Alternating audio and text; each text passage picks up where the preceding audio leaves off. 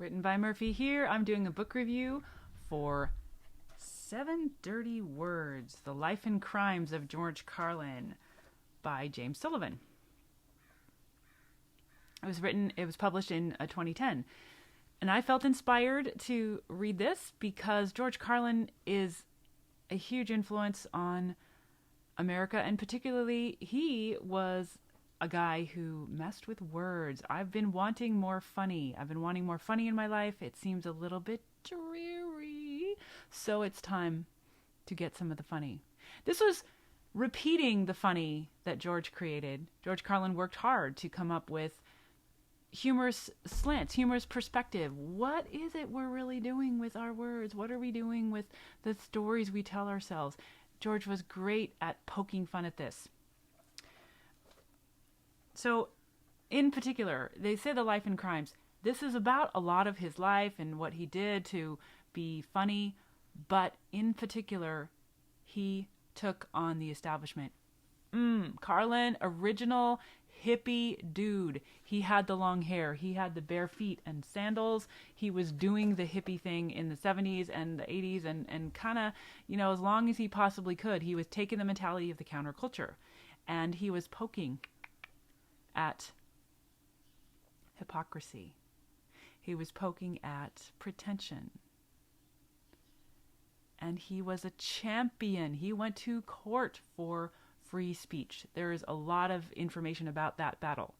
And I, too, feel very strongly about free speech. He pushed back against censorship, against naughty words. He had the ability this old school ability to be the jester. He was the thoughtful jester, not just to the king. But here in America, we don't have a king. We have institutions. He was pushing back against those huge institutions. In particular, he was part of the hippie thing, like, hey, what are you really upset about? Come on, man, be loose. So he reminds me, as I was reading it, of the guy, the main character in Catcher in the Rye by J.D. Salinger, who called everyone phonies. George Carlin called people phonies in a far more powerful way. He was the epitome of the thoughtful jester, the jester who can reveal the truth with a joke. That's really powerful. Thinking about what he did and how it's relevant now, the media landscape has changed.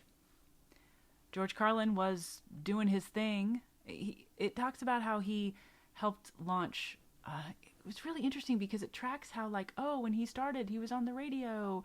But the radio, and this I wasn't even aware of, AM radio was what all the radio was on. But then they had FM radio, and FM radio was it was different. It was kind of like you could do what you wanted. Kind of, it was loose. And I'm like, really? I didn't know that was part of the history of radio. But it illustrates that the media landscape is constantly changing. In particular, it feels like it's really changing right now. There are our media landscape. I'm on YouTube. I'm on several different social media platforms. I don't know where you're consuming this video.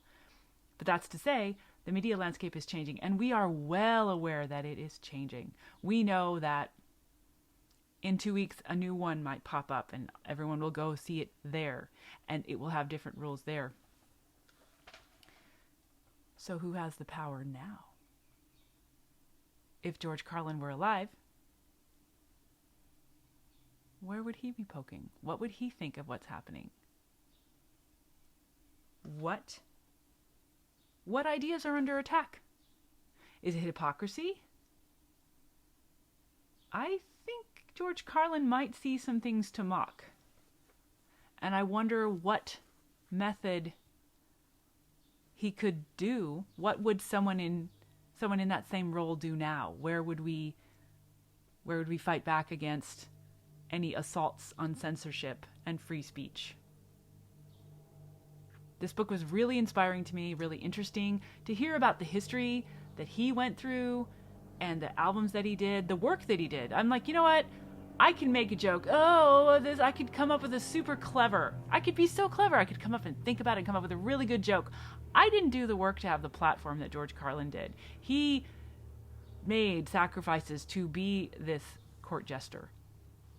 He did the work. He did the work from a young age. I haven't done that. I've had day jobs my entire adult life, right? And some even younger. So he did the work, and I admire that. He also paid attention to his craft, which I admire. And this book was really inspiring. It was a great read. I enjoyed it for the history of what he did. What do you think? What do you think about these ideas? Let me know. Let's keep the conversation going.